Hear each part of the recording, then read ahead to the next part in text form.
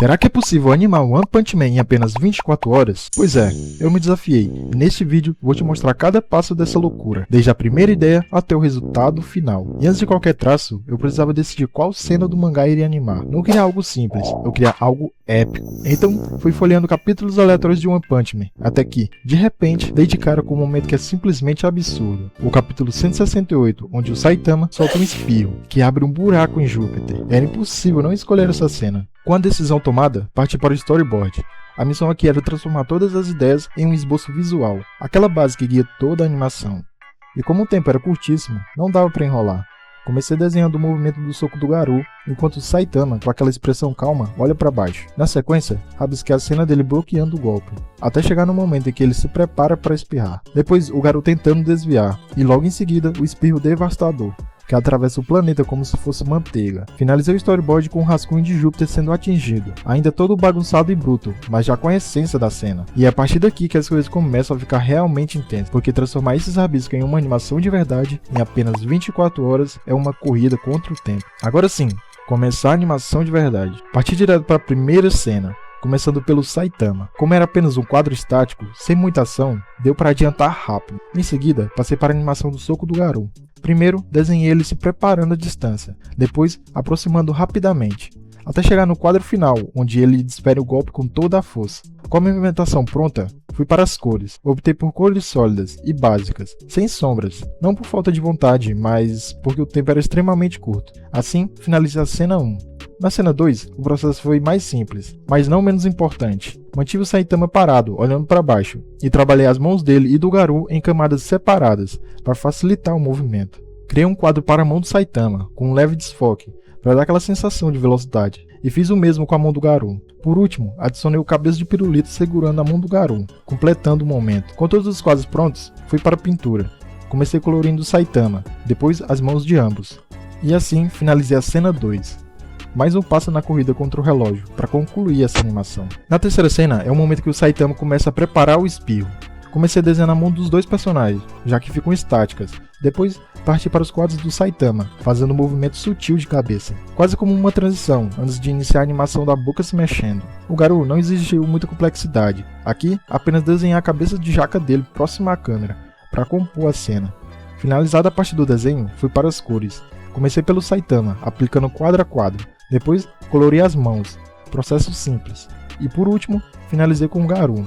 Assim, concluí a cena 3. Na quarta cena, é praticamente uma continuação da anterior, mas com um zoom maior nos dois personagens. Aqui, preferi manter tudo bem contido.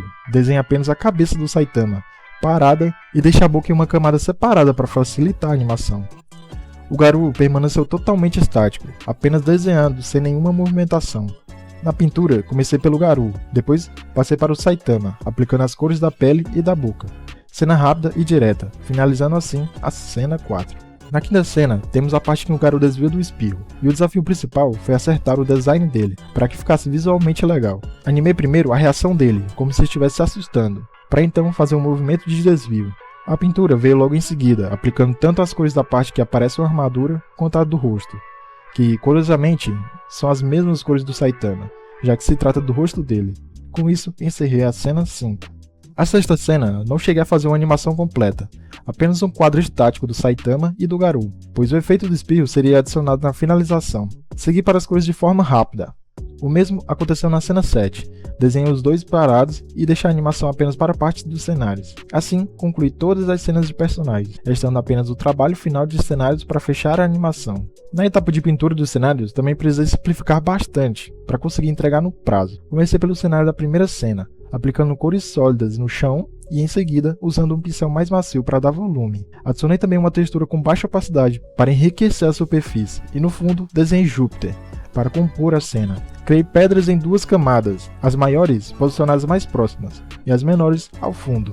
Na segunda cena o trabalho foi bem rápido, mantive o fundo preto representando o espaço e acrescentei algumas pedras maiores desfocadas, além de pedras menores para gerar profundidade.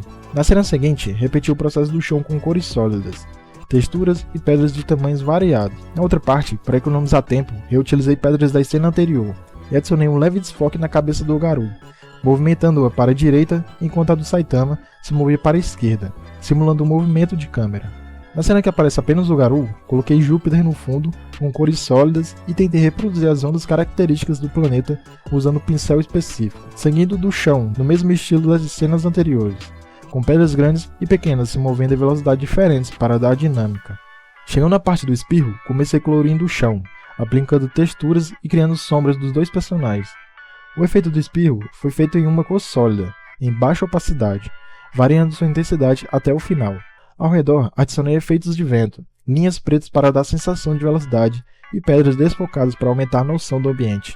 Depois, desenhei novamente Júpiter, seguindo o mesmo processo, e criei uma avalanche de poeira em camadas separadas, uma mais escura e a outra mais clara, para dar profundidade. Acrescentei pequenas pedras se movendo junto com a avalanche, e pedras maiores para completar o cenário, finalizando com linhas brancas simulando o vento. Na última cena, Júpiter ocupa quase toda a tela, destacando sua escala colossal. Fui aplicando as cores, tentando manter o estilo característico do planeta. Não ficou idêntico, mas é facilmente reconhecível. Em seguida, desenhei uma de suas luas, começando com uma base sólida.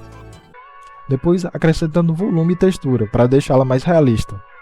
Ao redor, posicionei pedras pequenas e grandes para complementar a composição.